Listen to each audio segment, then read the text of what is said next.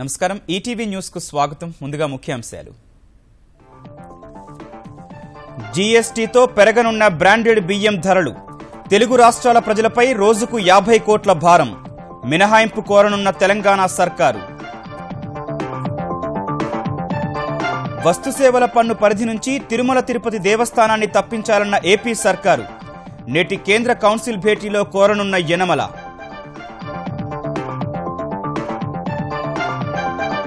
AP తెలంగాణలో ఈ ఏడాదికి సాధారణ వర్షపాతం నమోదవుతుందన్న వాతావరణ శాఖ 2-3 రోజుల్లో పూర్తిగా విస్తరించనున్న నైరుతి రుతుపవనాలు ఒక్కొక్కటిగా వెలుగులోకొస్తున్న ఎమ్మెల్సీ దీపక్ రెడ్డి ముఠా అక్రమాలు భూదందాల కోసం నిజాం కాలం నాటి పత్రాలు సృష్టించిన సక్సేనా షాంఘై సహకార సంస్థ సదస్సు సందర్భంగా పాకిస్తాన్కు చేదు అనుభవం నవాజ్ షరీఫ్తో ద్వైపాక్షిక చర్చలు జరిపేందుకు చైనా అధ్యక్షుడు విముఖత ఛాంపియన్స్ ట్రోఫీ సెమీస్ బెర్త్ కోసం నేడు భారత్ దక్షిణాఫ్రికా అమీతుమి ఇంగ్లాండ్ చేతిలో ఓడి ఇంటి ముఖం పట్టిన ఆస్ట్రేలియా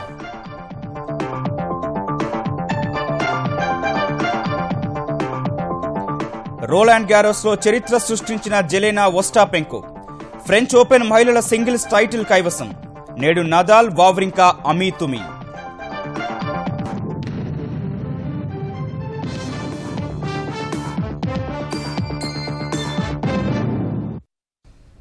వస్తు సేవల పన్ను అమల్లోకొస్తే బ్రాండెడ్ ట్రేడ్ మార్కున్న బియ్యం ధరలు పెరగనున్నాయి తెలుగు రాష్ట్రాల ప్రజలపై రోజుకు దాదాపు 50 కోట్ల రూపాయలకు పైగా భారం పడుతుందని అంచనా వేస్తున్నారు ఈ విషయాన్ని జీఎస్టీ కౌన్సిల్ సమావేశంలో నివేదించి పన్ను మినహాయింపు కోరాలని తెలంగాణ ప్రభుత్వం నిర్ణయించింది మరోవైపు నెల రోజుల వ్యవధిలో బియ్యం ధరలు 10 నుంచి 20% పెరగడంతో జనం బెంబేలెత్తుతున్నారు ప్రస్తుతం తెలుగు రాష్ట్రాల్లో బహిరంగ మార్కెట్లలో ఏదో ఒక బ్రాండ్కు చెందిన బియ్యాన్ని ప్రజలు కొనుగోలు చేస్తున్నారు ఇలా సంచుల్లో ట్రేడ్ మార్కుతో విక్రయించే బియ్యంపై 5% పన్ను విధించినట్లు కేంద్ర ప్రభుత్వం వెల్లడించింది ట్రేడ్ మార్క్ లేకుండా విక్రయిస్తే మాత్రం పన్ను ఉండదని జీఎస్టీ కౌన్సిల్ ప్రకటించింది సంచుల్లో విక్రయించిన బ్రాండ్ ట్రేడ్ మార్కుతో అమ్మినా పన్ను పరిధి నుంచి బియ్యాన్ని మినహాయించాలనే ప్రతిపాదనను జీఎస్టీ కౌన్సిల్ ముందుకు తీసుకెళ్లాలని తెలంగాణ ప్రభుత్వం నిర్ణయించింది జీఎస్టీ తుది జాబితా సిద్ధమయ్యేందుకు ఇంకా సమయం ఉన్నందున దీనిపై ప్రయత్నం చేయనుంది బియ్యాన్ని ప్యాకింగ్లో మాత్రమే అమ్ముతారని ఈ పన్ను వల్ల వ్యాపారులు సైతం నష్టపోయే ప్రమాదం ఉందని వివరించనుంది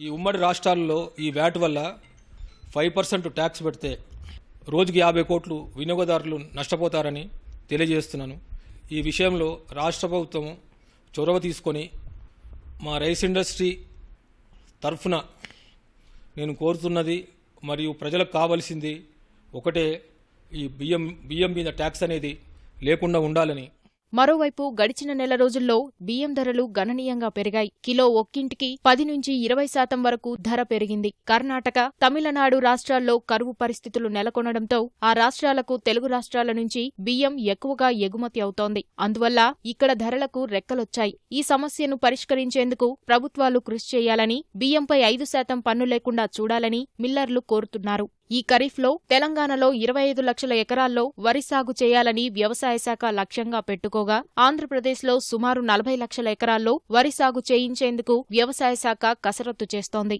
ఈసారి వర్షాపాతం అనుకూలంగా ఉంటుందని వాతావరణ శాఖ చెప్పడంతో దిగుబడి బాగా పెరుగుతుందని అధికారులు భావిస్తున్నారు తిరుమల తిరుపతి దేవస్థానానికి వస్తు సేవల పన్ను జీఎస్టీ నుంచి మినహాయింపు వచ్చేందుకు తీవ్రంగా ప్రయత్నిస్తామని ఆంధ్రప్రదేశ్ ఆర్థిక మంత్రి యనమల రామకృష్ణుడు తెలిపారు ఇవాళ జరిగే జీఎస్టీ కౌన్సిల్ సమావేశంలో ఈ అంశాన్ని లేవనెత్తుతామని మంత్రి తెలిపారు నిన్న శ్రీవారి దర్శనానికి యనమల రాగా తీతిదే ఈవో ఆయన్ను కలిసి ఎన్నో సేవా కార్యక్రమాల్లో పాల్గొంటున్న టీటీడీకి జీఎస్టీ మినహాయింపు కోరుతూ విజ్ఞాపన పత్రాన్ని అందించారు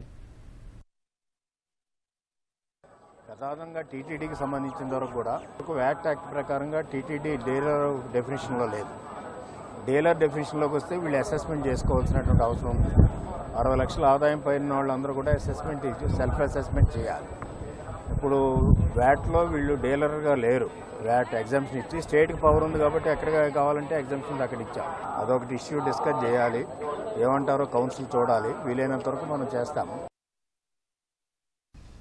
తెలుగు రాష్ట్రాల మధ్య విద్యుత్ సరఫరా వివాదం తారాస్థాయికి చేరింది. విద్యుత్ వాడకానికి సంబంధించి తాకీదులతో ఆరంభమైన వివాదం సరఫరా నిలిపివేత నోటీసుల దాకా వెళ్లింది.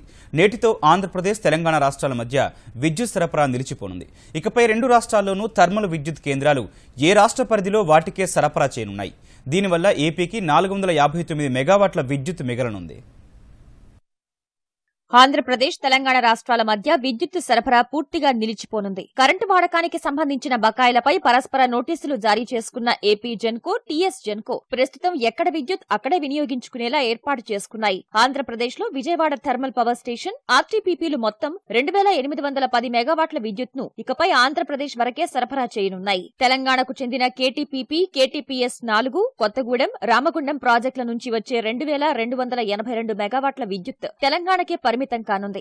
విభజన చట్టం ప్రకారం ఇరు రాష్ట్రాల్లోని ప్రాజెక్టుల నుంచి విభజన నిష్పత్తి ప్రకారం విద్యుత్ సరఫరా జరుగుతున్నా నేటి నుంచి ఈ వ్యవస్థ పూర్తిగా నిలిచిపోనుంది. 4483 కోట్ల రూపాయల బకాయిలను తక్షణమే చెల్లించాలంటూ ఆంధ్రప్రదేశ్ కు చెందిన లోడ్ డిస్పాచ్ సెంటర్ ఇదివరకు తెలంగాణకు తుది తాకీదులు పంపింది. బకాయిలు చెల్లించని పక్షంలో సరఫరా నిలిపివేస్తామని హెచ్చరించింది. సింగరేణి, కాలరీస్ నుంచి తమ విద్యుత్ ప్లాంట్లకు బొగ్గు సరఫరా నిలిపివేశారని పేర్కొంది. ఈ తాకీదులపై తీవ్రంగా స్పందించిన తెలంగాణ జెన్కో ఆంధ్రప్రదేశ్ కూడా 1796 కోట్ల మేర బకాయి పడిందని, తక్షణం వీటిని చెల్లించాలంటూ ప్రతి నోటీసు పంపింది. ప్రస్తుతం విభజన నిష్పత్తి ప్రకారం ఆంధ్రప్రదేశ్లోని ప్లాంట్ల నుంచి ఉత్పత్తవుతున్న విద్యుత్లో 1513 మెగావాట్లు తెలంగాణకు వెళ్తోంది. తెలంగాణ నుంచి 1054 మెగావాట్ల విద్యుత్ ఆంధ్రప్రదేశ్కు వస్తోంది. దీని ప్రకారం తెలంగాణకు అదనంగా 459 మెగావాట్ల విద్యుత్ సరఫరా అవుతోంది. ఇరు సంస్థల తాకీదుల మేరకు నేటి నుంచి విద్యుత్తు నిలిపివేస్తే ఏ రాష్ట్రంలో ఉత్పత్తయ్యే విద్యుత్ను ఆ రాష్ట్రమే వినియోగించుకోవాల్సి ఉంటుంది. దీనివల్ల ఏపీకి అదనంగా 459 మెగావాట్ల మిగులు విద్యుత్ ఏర్పడనుంది. ఇప్పటికే తెలుగు నేలను తాకిన నైరుతి రుతుపవనాలు 2-3 రోజుల్లో 2 తెలుగు రాష్ట్రాలకు పూర్తిగా విస్తరిస్తాయని హైదరాబాద్ వాతావరణ కేంద్రం తెలిపింది. ఉత్తర బంగాళాఖాతంలో ఏర్పడిన అల్పపీడనం కారణంగా తెలంగాణ, రాయలసీమల్లో తేలికపాటి నుంచి మోస్తరు వర్షాలు కురుస్తాయని వివరించింది. అటు కోస్తాంధ్రలో కూడా వర్షాలు కురిసే అవకాశం ఉందన్న వాతావరణ శాఖ ఈ ఏడాది సాధారణ వర్షపాతం నమోదవుతుందని తెలిపింది. సాధారణ వర్షపాతం అంటే 99% వర్షపాతం మనకి 2 తెలుగు రాష్ట్రాల్లో కూడా మనకి కురవడానికి అవకాశాలు అయితే చాలా ఎక్కువగా ఉన్నాయన్నమాట. ఈ జూన్, జూలైలో కూడా మనకు వర్షాలు బాగా నమోదవుతాయి. అంతేకాకుండా ఇప్పుడు ఈ సగటున 4 నెలల సగటున మనం తీసుకున్నప్పుడు 99% వర్షపాతం అంటే సుమారుగా 100% వర్షపాతమే నమోదయ్యే అవకాశాలు అయితే ఉన్నాయన్నమాట. జాతిపిత మహాత్మా గాంధీ అత్యంత తెలివైన వైశ్యుడు అంటూ భాజపా అధ్యక్షుడు అమిత్ షా చేసిన వ్యాఖ్యలు వివాదాస్పదమయ్యాయి. పార్టీని బలోపేతం కోసం ఛత్తీస్గఢ్ పర్యటనలో భాగంగా రాయ్పూర్లో ఏర్పాటు చేసిన ఓ కార్యక్రమంలో షా ఈ వ్యాఖ్యలు చేశారు. కాంగ్రెస్ పార్టీ సిద్ధాంతాలపై ఏర్పడలేదన్న అమిత్ షా ఆ పార్టీని విమర్శించే క్రమంలో గాంధీపై చేసిన వ్యాఖ్యలు కలకలం రేపాయి. స్వాతంత్ర్య సాధన లక్ష్యాన్ని సాధించేందుకే కాంగ్రెస్ను ఏర్పాటు చేశారన్న ఆయన తర్వాత ఆ పార్టీని రద్దు చేయాలని గాంధీజీ చెప్పారని గుర్తు చేశారు. కాంగ్రెస్ కొనసాగితే ఏర్పడే అనర్థాలను గాంధీ నాడే ఊహించారన్న అమిత్ షా ఆ క్రమంలోనే మహాత్ముడిని ఓ చతురుడైన వైశ్యుడిగా అభివర్ణించారు. నాడు గాంధీ చేయలేకపోయినా ఇవాళ కాంగ్రెస్కు చెందిన కొందరు నేతలే ఆ పార్టీని కనుమరుగయ్యేలా చేస్తున్నారని చురకలంటించారు. కాంగ్రెస్ సహా పలు పార్టీలో వారసత్వ పాలన నడుస్తోందని విమర్శించారు. అమిత్ షా చేసిన వ్యాఖ్యల్ని కాంగ్రెస్ సహా విపక్షాలు తప్పుపట్టాయి. గాంధీకి కులాన్ని అంటగట్టడాన్ని ప్రశ్నించిన కాంగ్రెస్, టీఎంసీ నేతలు వెంటనే ఆ వ్యాఖ్యల్ని ఉపసంహరించుకుని భాజపా అధ్యక్షుడు క్షమాపణలు చెప్పాలని డిమాండ్ చేశాయి. హైదరాబాద్ శివారు ప్రాంతాల్లో వివాదాస్పద భూములు గుర్తించడం, ఆ భూములన్నీ నిజాం నవాబు ఇనామిచ్చారంటూ పత్రాలు సృష్టించడం, భూ యజమానుల్ని బెదిరించడం ఇవి అనంతపురం జిల్లాకు చెందిన తెదేపా ఎమ్మెల్సీ దీపక్ రెడ్డి, న్యాయవాది శైలేష్ సక్సేనాలు సాగించిన అక్రమాలు. 15 ఏళ్ల నుంచి దౌర్జన్యాలు చేస్తున్నా, పోలీసులకు ఫిర్యాదులు అందుతున్నా, న్యాయస్థానాలు వీరికి వ్యతిరేకంగా ఉత్తర్వులు జారీ చేసినా రాజకీయ ఒత్తిళ్లతో బయటకు రాకుండా చేశారు. ఆంధ్రప్రదేశ్ తెదేపా ఎమ్మెల్సీ దీపక్ రెడ్డి, న్యాయవాది శైలేష్ సక్సేనా అక్రమాలు ఒక్కొక్కటిగా వెలుగులోకొస్తున్నాయి. 15 ఏళ్లుగా భూదందాలను చేసిన దీపక్ రెడ్డి బృందం 900 కోట్ల విలువైన భూములను సొంతం చేసుకునేందుకు పత్రాలు సృష్టించింది. 100 కోట్ల రూపాయల విలువైన భూములను సొంతదారులను బెదిరించి వారికి ఎంతో కొంత ముట్టచెప్పి రిజిస్ట్రేషన్ చేయించుకున్నారు. ప్రభుత్వ, ప్రైవేటు భూములను సొంతం చేసుకునేందుకు వీరిద్దరూ వక్రబుద్ధి ప్రదర్శించారని సీసీఎస్ పోలీసులు విచారణలో గుర్తించారు. భోజగుట్ట జలాశయం సమీపంలో 100 ఎకరాల భూమిని సొంతం చేసుకునేందుకు చేసేందుకు నిజాం నవాబు తమకు ఆ భూములను ఇనాంగా ఇచ్చారంటూ నలుగురు మహిళల పేరిట సక్సేనా వందల నకిలీ పత్రాలు సృష్టించాడు. ఆ 100 ఎకరాల భూమిని తాము కల్నల్ కు ఇచ్చామని భూ బదలాయింపు చేయాలంటూ ఆ నలుగురు మహిళలు 1943లో అప్పటి హైదరాబాద్ కలెక్టర్ కు వినతి పత్రం సమర్పించినట్లు ఉర్దూ భాషలో పత్రాలు తయారు చేశారు. ఈ పత్రాలు సక్రమమైనవేనని నమ్మించేందుకు న్యాయవాది సక్సేనా పలు జాగ్రత్తలు తీసుకున్నాడు. తొలుత సాధారణ పత్రాలు సేకరించేవాడు. అనంతరం నిజాం నవాబు హయాంలో ఉన్న స్టాంపు వెండర్ల వారసుల సాయంతో పాత స్టాంపులు సేకరించేవాడు. తర్వాత ఆ పత్రాలకు నూనె, పసుపు రాసి ఎండలో ఆరపెట్టేవాడు.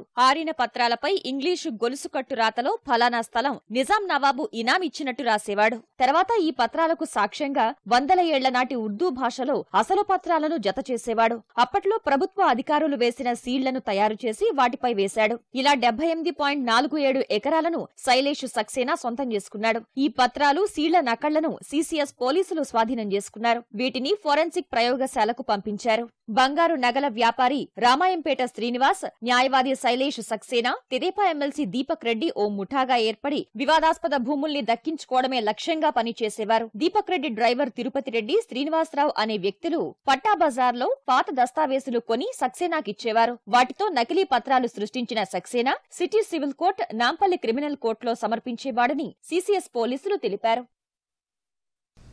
అనంతపురం జిల్లా మార్కెట్ యార్డులో బత్తాయి రైతులపై జరుగుతున్న నిలువు దోపిడీపై ముఖ్యమంత్రి చంద్రబాబు ఆగ్రహం వ్యక్తం చేసినా ఫలితం లేకపోయింది. టన్ను బత్తాయికి చూట్ రూపంలో 120 కిలోల వరకు వ్యాపారులకు రైతులు కోల్పోతూనే ఉన్నారు. అటు హమాలీలు కూడా టన్నుకు 80 రూపాయల లెక్కన రైతుల నుంచి వసూలు చేస్తూనే ఉన్నారు. ఈ అక్రమాలకు అడ్డుకట్ట వేయాలని కలెక్టర్కు చంద్రబాబు ఆదేశాలు జారీ చేసినా ఆయన మాత్రం క్షేత్రస్థాయికి వెళ్లకుండా అధికారుల బృందాన్ని పంపి తంతు ముగించే ప్రయత్నం చేస్తున్నారన్న విమర్శలు వినిపిస్తున్నాయి. క్షేత్రస్థాయిలో ఆరా తీసిన అధికారులు జరుగుతున్న అన్యాయంపై విచారణ సాగుతున్నట్లు తెలిపారు. వ్యాపారస్తులైతే గట్టిగా మేము వార్నింగ్ ఇస్తున్నాము. ఈ రోజు నుంచి ఎవరు కూడా షూట్ తీసుకోవద్దని మేము ఖచ్చితంగా చెప్తున్నాం. ఒకవేళ ఎవరైనా కానీ తీసుకుంటే ఖచ్చితంగా తీసుకుంటాం. మీరు చెప్పినట్లు ఆ తగ్ చిట్టి అనేది కూడా, తగ్పట్టి అనేది కూడా మనం చూస్తున్నాం. ఇక్కడ ఖచ్చితంగా ప్రతి ఒక్క రైతుకు ఎవరైతే ఇక్కడికి తీసుకొని వస్తున్నారో ఆ రైతుకు అది ఇవ్వాల్సి ఉంటుంది. దానివల్ల వ్యాపారస్తులు కూడా ఈరోజు అకౌంటబిలిటీ పెరుగుతుంది. కేసీఆర్ ప్రభుత్వ వైఫల్యాలపై నిరసన తెలిపేందుకు అవకాశం లేకుండా హైదరాబాద్ ధర్నా చౌక్ లేకుండా చేశారని ఆరోపిస్తున్న తెలంగాణ ఐకాస నేరుగా ప్రజల్లోకి వెళ్లాలని నిర్ణయించింది. ఈ మేరకు విడతల వారీగా 100 రోజుల యాత్ర చేపట్టనున్నట్లు ఐకాస అధ్యక్షుడు కోదండరాం తెలిపారు.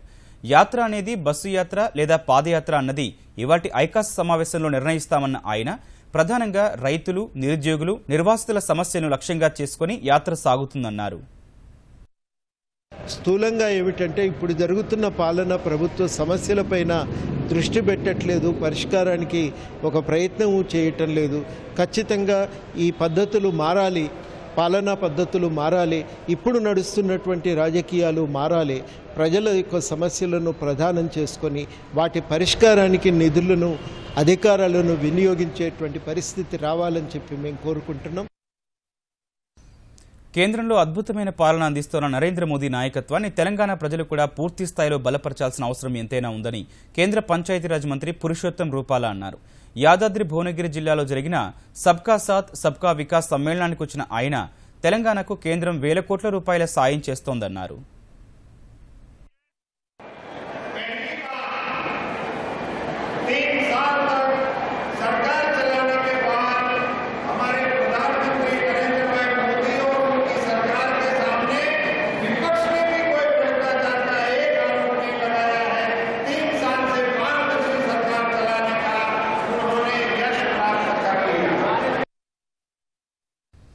తెలంగాణలోని జాతీయ రహదారుల వెంట పచ్చదనాన్ని పెంచడంపై దృష్టి పెట్టిన తెరాస సర్కారు 3వ విడత హరితహారం కార్యక్రమంలో జాతీయ రహదారుల వెంట మొక్కలు నాటడానికి ప్రాధాన్యమిస్తోంది. జూలైలో ప్రారంభించే ఈ కార్యక్రమంలో 40 కోట్ల మొక్కలు నాటే లక్ష్యంతో ఉన్న సర్కారు హైదరాబాద్ అరణ్య భవన్లో ప్రత్యేక సదస్సు నిర్వహించింది. ఇందులో పచ్చదనం పెంపు కోసం చేపట్టిన హరితహారం కార్యక్రమం లక్ష్యాలను భేటీలో వివరించిన తెలంగాణ అటవీశాఖ అధికారులు హైదరాబాద్ విజయవాడ రహదారిపై 186 కిలోమీటర్లు, హైదరాబాద్ బెంగళూరు రహదారిపై 163 కిలోమీటర్ల వరకు రోడ్డు పక్కన మొక్కలు నాటి పరిరక్షిస్తున్నట్లు వివరించారు. ఇందుకు సంబంధించి 34 కోట్ల 21 లక్షల రూపాయల నిధులు ఇవ్వాలని జాతీయ రహదారుల అభివృద్ధి సంస్థను కోరారు. హరితహారం కార్యక్రమాన్ని ప్రశంసించిన జాతీయ రహదారుల అభివృద్ధి సంస్థ సలహాదారు భట్టాచార్య వచ్చే ఎన్నికల్లో పర్యావరణ పరిరక్షణ ఓ ప్రధాన అంశం కావాలన్నారు. జాతీయ రహదారులు పెరిగితే ట్రాఫిక్ సహా కర్బన ఉద్గారాలు కూడా పెరుగుతాయని, వాటి ప్రభావాన్ని తగ్గించే లక్ష్యంతో మిషన్ గ్రీన్ హైవే చేపట్టామని వివరించారు. తెరాస సర్కారు కోరిన నిధులిచ్చేందుకు సుముఖత వ్యక్తం చేశారు. కజకిస్తాన్లోని ఆస్థానంలో జరిగిన షాంఘై సహకార సంస్థ శిఖరాగ్ర సదస్సు ఎస్సీఓ వేదికగా చైనా తన మిత్రదేశం పాకిస్తాన్కు షాక్ ఇచ్చింది. ఈ సదస్సు సందర్భంగా పాక్ ప్రధాని నవాజ్ షరీఫ్తో చైనా అధ్యక్షుడు జిన్పింగ్ ద్వైపాక్షిక చర్చలు జరపాల్సి ఉండగా ఆ భేటీ రద్దయింది. పాక్లోని బలూచిస్తాన్లో 2 చైనా ఉపాధ్యాయులు హత్యకు గురైన ఘటనకు నిరసనగానే జిన్పింగ్ ఈ నిర్ణయం తీసుకున్నట్లు తెలుస్తోంది. అంతర్జాతీయ ఉగ్రవాద సంస్థ ఐఎస్ ఈ 2 ఉపాధ్యాయులను చంపినట్లు ప్రకటించుకోగా ఈ హత్యలపై చైనాలో తీవ్ర ఆగ్రహం వ్యక్తమవుతోంది.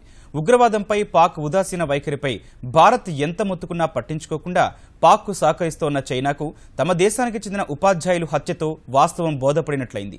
పాక్లో అభివృద్ధి కార్యక్రమాలకు చైనా భారీ స్థాయిలో పెట్టుబడులు పెడుతోన్న నేపథ్యంలో ఈ భేటీ రద్దు కావడం ఇరు దేశాల సంబంధాలపై ప్రభావం ఉంటుందని విశ్లేషకులు అభిప్రాయపడుతున్నారు. శాంతికి గొడ్డలిపెట్టులా మారి బీభత్సం సృష్టిస్తోన్న ఉగ్రవాదానికి ఊతమివ్వడాన్ని వెంటనే మానుకోవాలని అగ్రరాజ్యం అమెరికా ఖతార్కు చేసిన హెచ్చరికల్ని పలు దేశాలు స్వాగతించాయి. Saudi Arabia, Bahrain, UAE, Egypt దేశాలు ఖతార్తో సంబంధాల్ని తెంచుకున్నట్లు ప్రకటించిన నేపథ్యంలో ట్రంప్ హెచ్చరికలు చేయడం సరైన చర్యగా అభిప్రాయపడుతున్నాయి. నిధుల అందజేతతో విధ్వంసాన్ని నూరిపోయడాన్ని ఆపేయాలంటూ ఖతార్తో పాటు ఉగ్రవాదాన్ని ఎగదోసే ఇతర దేశాల్ని అమెరికా అధ్యక్షుడు ట్రంప్ తీవ్రంగా హెచ్చరించారు. రొమేనియా అధ్యక్షుడు రోస్తో కలిసి శుక్రవారం శ్వేతసౌధంలో మాట్లాడిన ట్రంప్ ఉగ్రవాదానికి ఆర్థిక, సైనిక, నైతిక మద్దతు ఇవ్వడాన్ని ఎట్టి పరిస్థితుల్లో ఉపేక్షించబోమని స్పష్టం చేశారు. దురదృష్టవశాత్తు ఖతార్ ఉగ్రవాదులకు తీవ్రస్థాయిలో నిధులు సమకూర్చుతోందని ఆరోపించిన ట్రంప్ అతివాద సిద్ధాంతాలకు స్వస్తి పలకాలని, లేదంటే కఠిన చర్యల్ని ఎదుర్కోవాల్సి వస్తుందని హెచ్చరించారు. కాగా గల్ఫ్లో సంక్షోభ నివారణకు చర్చలు అవసరమని రష్యా అభిప్రాయపడక ఆ ప్రాంతంలో లక్షలాది మంది భారతీయులున్నందున అక్కడ శాంతి నెలకొనడానికి ఎంతో ప్రాధాన్యమిస్తున్నట్లు భారత విదేశాంగ శాఖ ప్రకటించింది. అవినీతి ఆరోపణలపై బ్రెజిల్ అధ్యక్ష పదవి నుంచి అభిశంసనకు గురైన దిల్మా రూసెఫ్ స్థానంలో అధికార పగ్గాలు చేపట్టిన మిషెల్ టెమెర్కు అదే తరహాలో పదవిని కోల్పోయే ప్రమాదం త్రుటిలో తప్పింది. బ్రెజిల్ ప్రస్తుత అధ్యక్షుడు టెమెర్ భవిష్యత్తును తారుమారు చేస్తుందని భావించిన రాజకీయ అవినీతి కేసులో ఆ దేశ సర్వోన్నత ఎన్నికల ట్రైబ్యునల్ విముక్తి కల్పించింది. 2014 ఎన్నికల్లో అధ్యక్ష, ఉపాధ్యక్ష అభ్యర్థులుగా పోటీ చేసి గెలిచిన రూసెఫ్, టెమెర్ ప్రచార ఖర్చు కోసం అక్రమ మార్గాల్లో నిధులు పొందారన్నది ప్రధాన అభియోగం. టెమెర్ ప్రభుత్వం ఏర్పడిన తర్వాత మిత్రపక్షంగా ఉన్న బ్రెజిలియన్ సోషల్ డెమోక్రటిక్ పార్టీ ఈ వ్యవహారంపై ఎన్నికల న్యాయస్థానానికి ఫిర్యాదు చేసి ఈ అంశంపై బహిర్గతమైన టెమెర్ ఆడియో టేపులు సహా వేర్వేరు ఆధారాలు సమర్పించింది. ఈ ఫిర్యాదుపై 4 రోజులు విచారణ జరిపిన 7 సభ్యుల ధర్మాసనం 4-3 తేడాతో టెమెర్పై ఆరోపణలను తోసిపుచ్చింది. అయితే ఎన్నికల ఖర్చుల కోసం అవినీతికి పాల్పడకుండా సంస్కరణలు తీసుకురావాల్సిన అవసరం ఉందని ధర్మాసనంలోని మెజారిటీ సభ్యులు అభిప్రాయపడ్డారు. డ్రైవింగ్ చేస్తున్నప్పుడు ఫోన్ మాట్లాడితే ఎంత ప్రమాదమో రోడ్డుపైన నడుస్తున్నప్పుడు అంతే ప్రమాదమని నిరూపించే ఘటన అమెరికా న్యూజెర్సీలో చోటు చేసుకుంది. న్యూజెర్సీకి చెందిన ఓ 67 ఏళ్ల మహిళ కాలిబాటపై నడుస్తూ తన ఫోన్లో మునిగిపోయింది. ఎదురుగా చూసుకోకుండా కాలిబాటపై మరమ్మత్తు కోసం తవ్విన గుంతలో పడిపోయింది. 6 అడుగుల లోతు ఉన్న గుంతలో పడినందున మహిళ తీవ్రంగా గాయపడింది. అగ్నిమాపక సిబ్బంది వచ్చి ఆమెను బయటకు తీసి ఆసుపత్రికి తరలించారు.